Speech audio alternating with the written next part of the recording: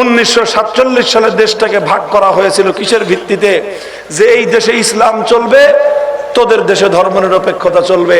যাদের ধর্মনিরপেক্ষতা পছন্দ ভারতে চলে যাও, যাদের ইসলাম পছন্দ মুসলমানদের ভূমিতে চলে আসো। এই তো ছিল 47-এর দেশ বিভাগ। আলহামদুলিল্লাহ 24-এর যে জুলাই বিপ্লব, সেই জুলাইয়ের যে সনদ, সেই সনদের মধ্যে সেই 47-এর বীরত্বগাথা ইতিহাসকে আবার নতুন করে স্মরণ করা হয়েছে।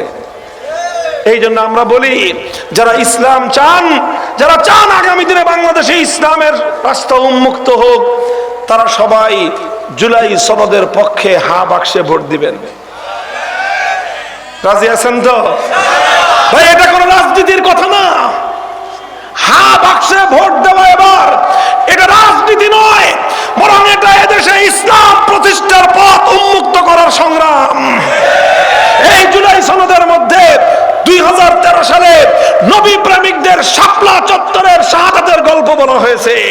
সুতরাং জুলাই সনদকে যদি আমরা বিজয়ী করতে পারি, জিতে যাবে শাপলা চত্বরের ইতিহাস, সংরক্ষিত থাকবে নবী প্রেমিকদের রক্তের ইতিহাস। কাজেই এটাকে পরাজিত হতে দেওয়া যাবে না। কথা বলেন ঠিক কিনা? আমি বলতে চাই, আখেরি পয়গাম আমার ভাই, অনেক দূর অগ্রসর হয়েছি আমরা আলহামদুলিল্লাহ। ব্রিটিশদেরকে বিতাড়িত করেছি, কলকাতা খেদাইছি, দিল্লির গোলামি শেষ করেছি, পিন্ডির গোলামি শেষ করেছি, বাকশালী সব ব্যবস্থা, সব ভারতীয় আধিপত্যবাদকে বিতাড়িত করা হয়েছে। এবার বাংলাদেশ যেই জায়গায় এসে দাঁড়িয়েছে, এবার আরেকটা হেইও বলে ধাক্কা দিতে হবে। প্রস্তুত আছেন ইনশাআল্লাহ? থামাথামি নাই, থামাথামি নাই। আমরা ততদিন ক্লান্ত হব না, ততদিন শ্রান্ত হব না, ততদিন থমকে দাঁড়াবো না, যতদিন আল্লাহর জমিনে আল্লাহর কোরআনের রাজ কায়েম না হবে।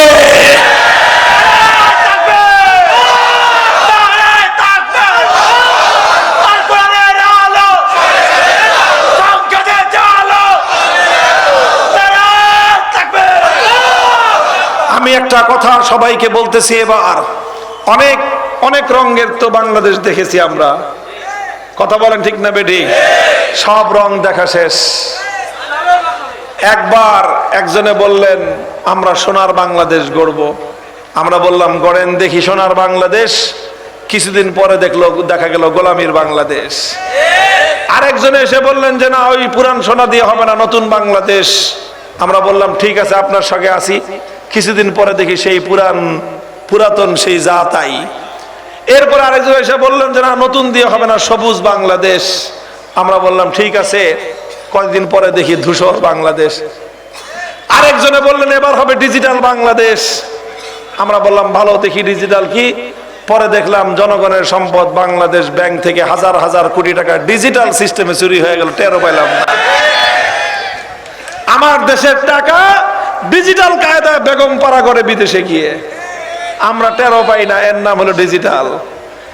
সোনার বাংলাদেশ দেখা শেষ, নতুন বাংলাদেশ দেখা শেষ, সবুজ বাংলাদেশ দেখা শেষ, ডিজিটাল বাংলাদেশ দেখা শেষ। এবারে বাংলাদেশ দেখতে চাই ইসলামের বাংলাদেশ, আল কোরআনের বাংলাদেশ, খেলাফতের বাংলাদেশ।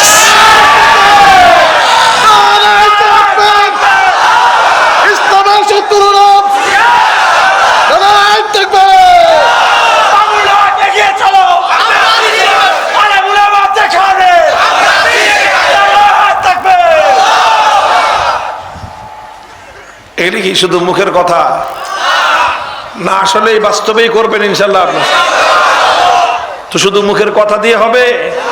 খালি কথায় চিড়ে ভিজে না। কথা বলেন ঠিক কিনা? চিড়ে যদি না ভিজে বিপ্লব কি মুখের কথায় হয়ে যায়? মাথার ঘাম পায়ে ফেলে হাড় ভাঙ্গা খাটুনি খাটতে হবে। প্রস্তুত থাকবেন?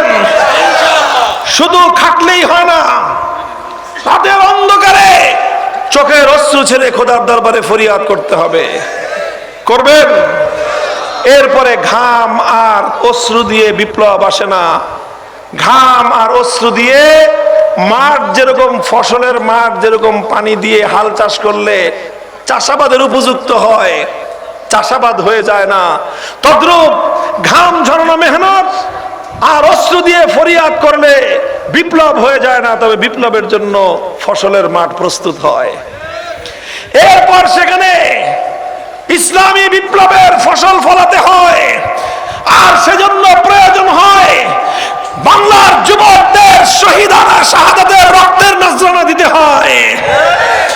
আমি আমার বাংলার যুব প্রজন্মের কাছে জানতে চাই, যারা এদেশের মানুষের জন্য বৈষম্যের বিরুদ্ধে লড়াই করতে গিয়ে যেই যুবকেরা অকাতরে প্রাণ দিতে পারে, যাদের জাতির মায়েরা নিজেদের সন্তানদেরকে যুদ্ধের ময়দানে পাঠিয়ে দিয়ে দেশ এবং জাতির জন্য উৎসর্গ করতে পারে, আমি বিশ্বাস করি যদি প্রয়োজন হয় আল্লাহর দ্বীনের জন্য, আল্লাহর কোরআনের বিপ্লবের জন্য, ইসলামের বিপ্লবের জন্য শহীদি ঈদগাহে মাথায় যদি কাফনের কাপড় পরে শাহাদাতের রক্ত দিতে হয়, জীবন দেওয়ার জন্য কারা প্রস্তুত থাকবেন? হাত তুলে শপথ করেন।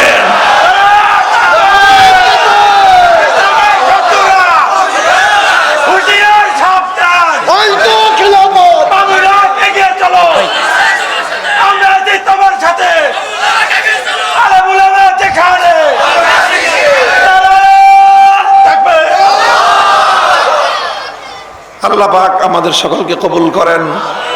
আমাদের এই দেশ, এটা আমাদের বাপদাদাদের আমানত, আমাদের কাছে তারা আমানত রেখে গেছেন। ইনশাআল্লাহ আমরা এই আমানতের দায়িত্ব রক্ষা করব তো ইনশাআল্লাহ। আল্লাহ আমাদেরকে কবুল করেন, তৌফিক দান করেন। দোয়া চাই আমি আপনাদের কাছে, কথাগুলো যেন আমার মুখের শুধু কথা না হয়, এটাই যেন হয় আমার হৃদয়ের কথা। ওয়া আখিরু দাওয়ানা আলহামদুলিল্লাহি রাব্বিল আলামিন। আসসালামু আলাইকুম। সবাই বসে যান।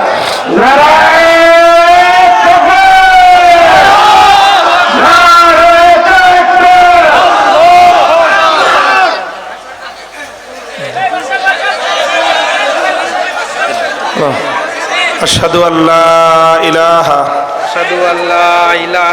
ইল্লাল্লাহু ওয়া আশহাদু আন্না মুহাম্মাদান আবদুহু ওয়া রাসূলুহু। আমি সাক্ষ্য দিচ্ছি যে আল্লাহ ছাড়া আর কেউ ইবাদতের উপযুক্ত নয়, এবং আরো সাক্ষ্য দিচ্ছি যে হযরত মুহাম্মদ সাল্লাল্লাহু আলাইহি ওয়াসাল্লাম আল্লাহর প্রেরিত বান্দা ও রাসূল। আল্লাহ কবুল করেন। আমিন। নাম দিয়ে দেন। কি নাম ছিল আগে? শান্ত রায়। ক্রান্ত রায়। তোমার নাম সালমান? সালমান। সালমান ইনশাআল্লাহ। এই আমাদের মুসলমান ভাই নাম ছিল ক্রান্ত রায়, হুজুর নাম দিয়ে দিয়েছেন সালমান। এখন থেকে তার পরিচয় সালমান। প্রখ্যাত সাহাবী ছিলেন সালমান। তার নামের সাথে এই আমাদের ক্রান্ত রায় ভাইয়ের নাম মিলিয়ে দিয়েছেন। বলেন আলহামদুলিল্লাহ। সুবহানাল্লাহি ওয়া বিহামদিহি।